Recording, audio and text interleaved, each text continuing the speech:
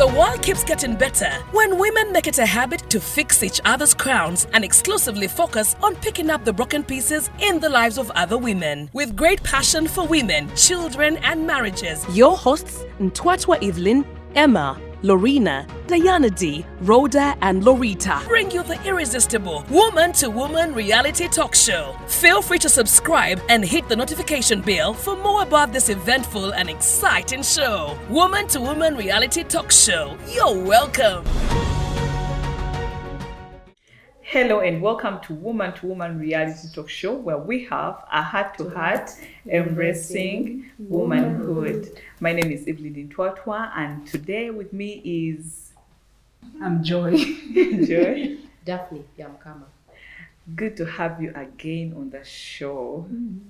So today before we dive into our conversation, we all know that we are still in the celebration of mothers, and every time we talk about mothers, we all know that it's next to impossible not to think about children. Right. It's like when you have the children, that is when you become a mother. But then I get to think that even when you don't have your biological children, you can still be a mother, because as women, we are called to nurture. Yes. And that is the beauty about it. So now our conversation today is about identity.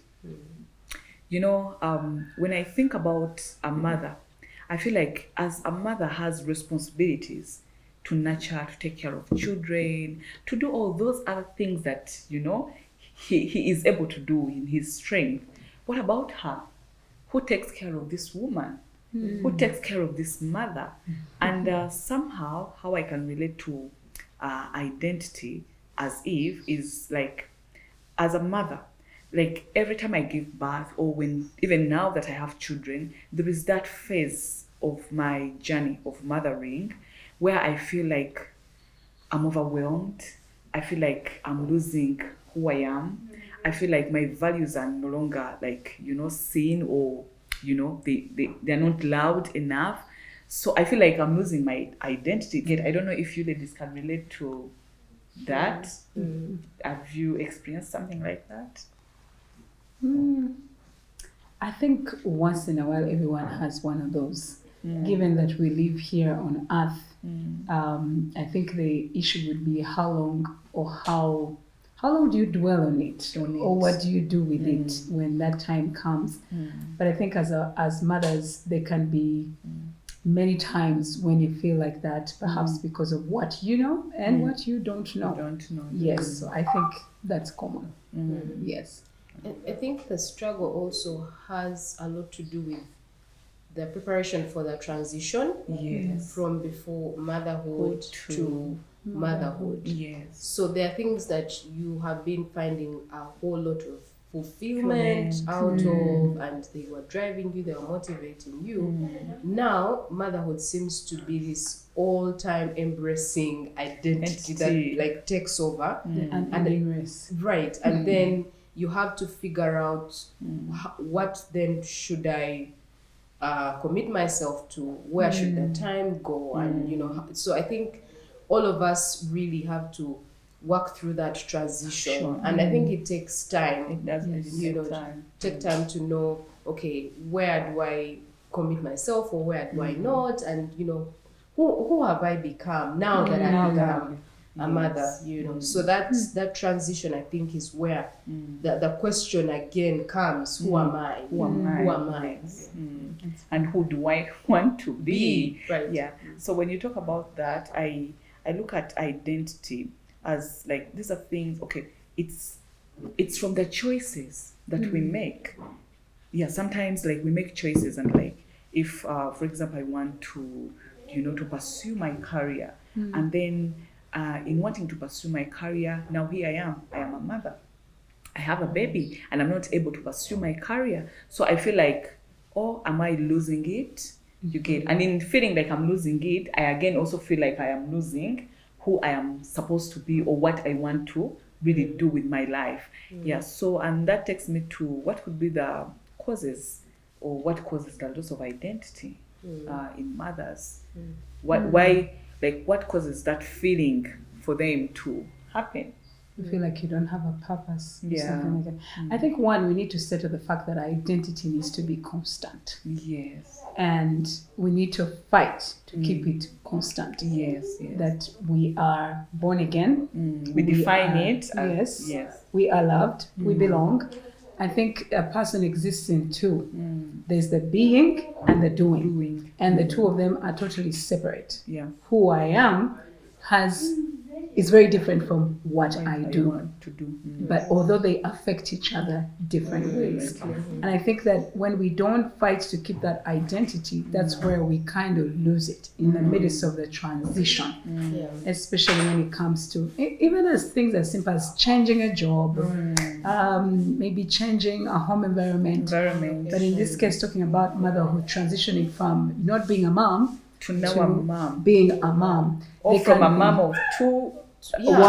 one to two to three. Yes, all those are transitions. Yeah. And I think that they can be a lot of unpreparedness. Yes. And when we kind of like arrive on a scene without preparing ourselves, we're bound to be shocked. Like honestly, you find yourself pregnant. Sometimes you have even missed your period. Like you have not even noticed that you missed your period. Like, you are pregnant. That you're like, I'm pregnant.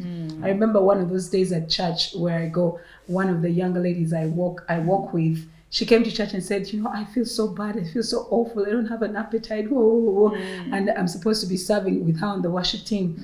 And I'm like, well, I think you might be pregnant. She's like, no way, I'm not pregnant. The shocker of the transition. I'm like, and when she went and checked, she was really pregnant. So I think that sometimes we don't prepare ourselves. And then two, we just lack the knowledge. Yes.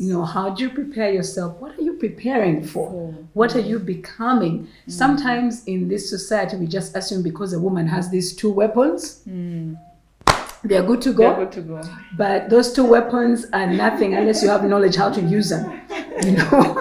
You have to gain knowledge how to use them so they can be able to serve the purpose of being a mother. So I think there's need to prepare and there's need to really seek knowledge. Yes, if we don't have those two, fire is coming our way. Yeah, and I also think that we are complex beings. Yeah. In the sense that you are not just a wife, you are also a mother. You are also an employee somewhere. You are probably a minister. Like we are that complex, right? But then in our modern society today, we elevate some identity markers more than others. And I think that the one particular thing that I picked on is career advancement is the identity at marker. the top there. Right, it's at the top. So in addition to unpreparedness, people becoming a mom and then you have to keep up with that career thing, it ends up bringing that clash, because mothering, there's a sense in which you have to sacrifice. Yes. A lot. You can't talk about mothering without sacrifice. That's not acceptable. So I think the reality of, you become a mom and you need to put more time into the home, taking care of the kids, and then there is this, which the world is like, you must have it, no matter the cost. I think that also kind of brings that clash. And so women are like, okay, now what am I? Should I be entirely my career? Should I be a mother? Or, so I think that's struggle. I think I love how you bring it up, that because society has painted a picture on motherhood, like, nowadays, especially now modern day today, like you're a mother, but you're supposed to get it out fast and be a strong woman, do this, be that, you get. Right. So they always give this picture like, you can be a mother, you can be a strong woman, you can be a career person, you can do this, you can do this. But sometimes it doesn't just work out so easily, like the way they portray, right. Yeah. Especially the way the movies portray it. I mean, one minute you're pregnant, another minute you're cute in the office. like it all just happened one time. You finish the labor, but even the labor is made to look so, clean, Yes, messes, and you just jump out of there and you're in your high heeled shoes and voila. And so we try to kind of live that life. But when you become a mom, life may slow down a bit, maybe the first 3 or 4 months, and then you start to pick up. Yes. And I also noticed that there is a lot of pressure really outside, and even from our very own. You've had women speak, like tell you that, you know what, my husband is telling me you're taking too long to get back into your body. You're taking long like I'm in whose to body? look more beautiful. And you're like, you get, because this is the support system that you have. Right. So the moment they start giving you that kind of pressure, it really like prevents you from, allowing yourself to grow in it and to take the journey one day at a time as it comes. And I think also it's important to keep the partnership. Where you find a mom, you're going to find a dad. At least that's the ideal. We should be able to keep that partnership even when motherhood is coming. As a father, as a husband, go with your wife to the antenatals. I mean, sometimes you go to the hospitals and you find a long line of women with their bellies there, and like as if they've got themselves pregnant by themselves. I mean, it's awkward. So I think that we encourage the young husbands to be a part of this. When you're not part of it, your appreciation is very low. And that's how you begin to bridge the distance in the marriage. Because now when she got pregnant, she became moody, she doesn't eat that, the distance keeps growing. Then on the day she's giving birth, she calls on the mother and the auntie in Chariwa Jara.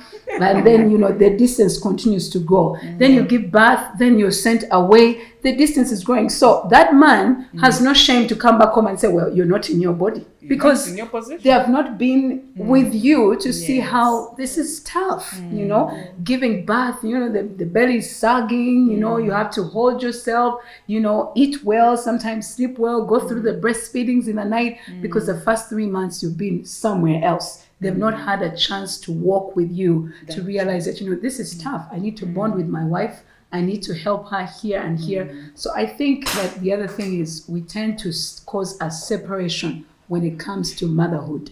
We need to fight to keep the marriage covenant so that we can bridge that gap. But I would also add that this whole sensation that, men are mind readers should be called out for the lie that it is.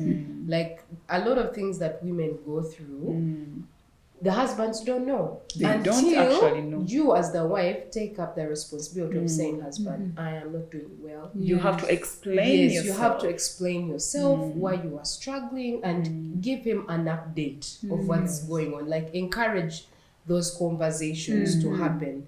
So he's able to adjust the way he is thinking about some of these things. So I think that there is the pressure to woman up. I've got it all covered. Together. I don't need to tell me you and anything. my mom have it. Yeah, me and my mom have it. But the moment you become a mother, you must be strong. Yes, you must be courageous. you must be courageous and all of that. And yet in the long run, you end up resenting your husband who you did not tell anything. That's true. And you see, I just love the medical centers that encourage that kind of sessions where, like, when you're coming for your antenatal, you have to come with your husband. So that they will speak to you as they speak to also the husband. Where husbands have to ask questions, they'll be able to be answered and to have that knowledge of what is happening in your life. So what have been your experiences on that? Like, when you gave birth to your children, how did it feel at a certain point?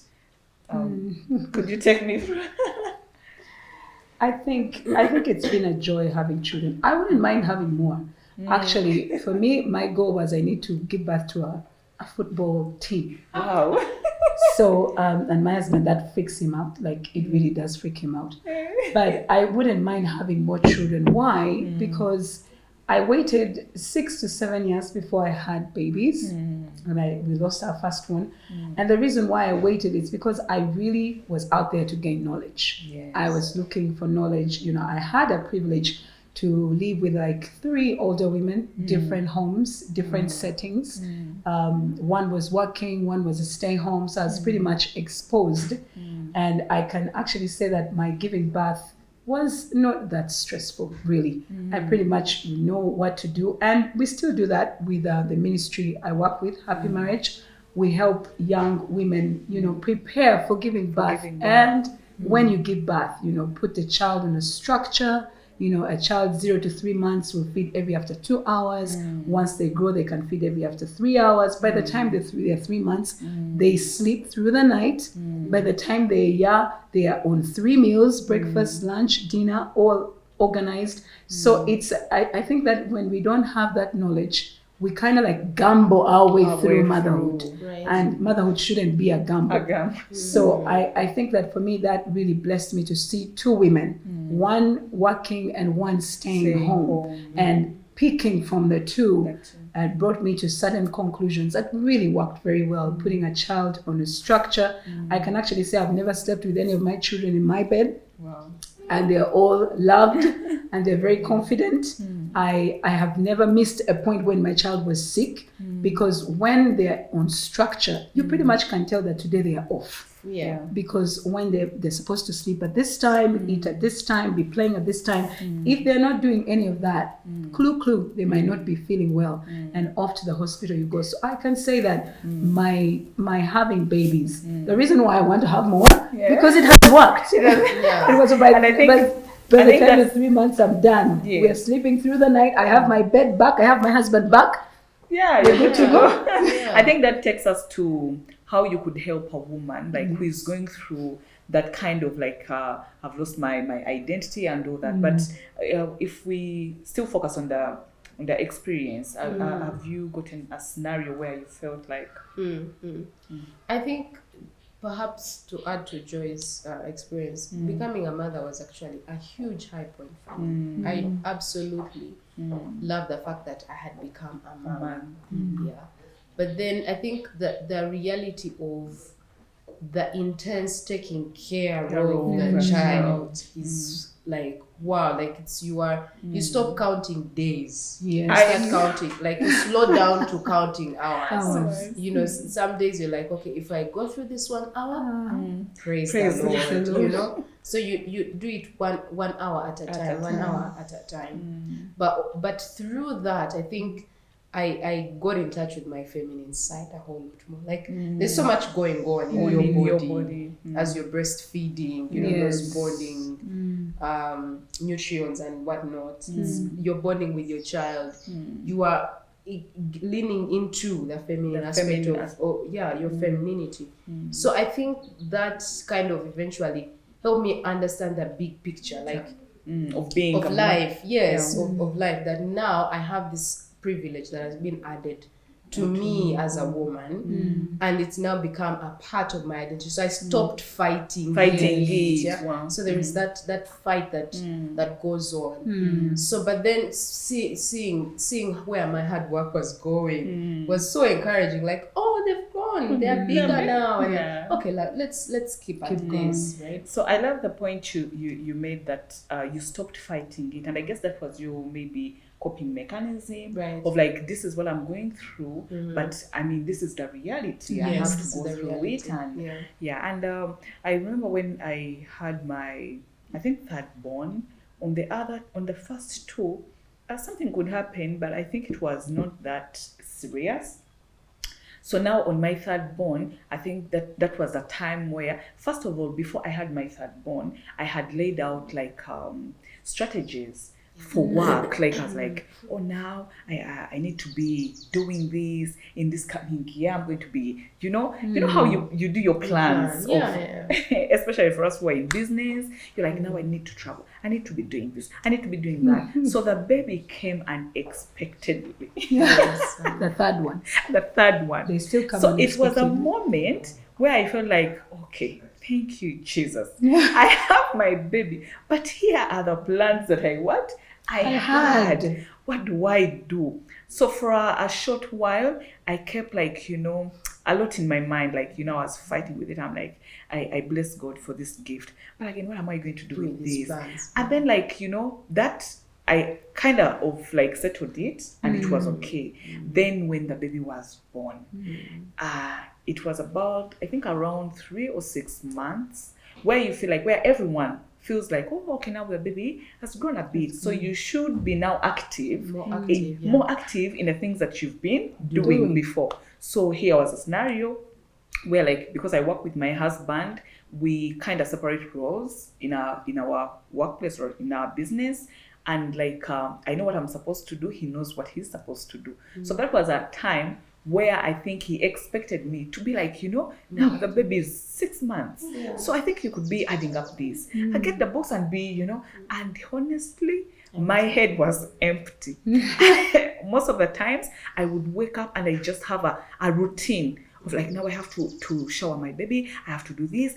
Before she wakes up, I need to have done this. I need to and now here is my husband. Not that he was not understanding, but he's like, oh, okay, I feel like the baby's now grown. Probably you're now picking up. You could be doing this. And for me, I feel like I am off, So that, when he demanded and I could not deliver, it made me feel like, am I losing my value in this whole thing? Like now I am not adding anything to what we are doing. So it really put me in a certain corner. I'm like, now who I am I losing it all? Now after giving birth to babies, does it mean that I'm not going to be the woman that I want to be or, called to do? So yeah, that was my experience. Yeah, but if we are to help the women out there who are also probably struggling, what would you tell them? How can they cope up with that kind of feeling of like, I've lost myself? Like ever since I got children, or every time I get a baby, I love when you mentioned something to do with preparation. Yeah, I guess women need to prepare more. Well, preparation is definitely an important piece to this whole conversation. But sometimes even when you're prepared, there's like nothing literal like that changes. Sometimes you can't figure out that. Yes, you can't be prepared enough. So I think sorry to cut you short. Just like they will say, at 3 months your baby will be sitting, and then at 3 months you notice that your baby is not sitting. And probably sitting at 6 months. So like even the preparation sometimes may not give you the very reality of what you're going to experience. And we have different timelines. Like even children doctors will tell you that yes, this is the standard of what is ideal, but you'll still find children who don't follow the ideal timeline. But to go back to your question, I think that we also have to realize that when you when you become a mother, you have to, you're not the same. You're not going to be the same woman before, like, you're not going to be back to where you used to be. You're going to be a new woman. So, and I think that's something that we rarely talk about, but it's important to say that it's, you will struggle to know, okay, where should I put my foot? And that takes time. And also like that needs encouragement to the spouses or our support systems that, hey, I feel like I'm still struggling. I am not able to add up. And like the one thing I noticed about me, like ever since I became a mom, I tend to forget things. I know, like that is so common. I just forget things. So if you don't want to forget, you write noting. You keep noting down. But like my husband knows, or so I tend to be very upfront with people. Like, look, you must have told me this, but I apologize, but I forgot. So I think it's important to tell the ladies out there that you're going to go through this transition and it will take time to get to that point of, okay, this is who I want to be. This is where I want to go. There's some things that women will want before motherhood. But you become a mom and your plans are all altered, and you're like, okay, let's see what God has in store for me. And actually, like when you have priorities, you're like, in my life, this has been a priority, yes. And then when you give birth, you realize that the priority has to completely change. So you change, you accept. You accept. And like, when you talked about that, it just reminded me of the competition we even put to, like, we compete a lot as mothers. We'd be like, oh, I saw so and so doing this. I think Right. I can also do that. Yeah. But in your capacity, can you really do it? The world keeps getting better when women make it a habit to fix each other's crowns and exclusively focus on picking up the broken pieces in the lives of other women. With great passion for women, children, and marriages, your hosts Ntwatwa Evelyn, Emma, Lorena, Diana D, Rhoda, and Lorita bring you the irresistible Woman to Woman reality talk show. Feel free to subscribe and hit the notification bell for more about this eventful and exciting show. Woman to Woman reality talk show. You're welcome.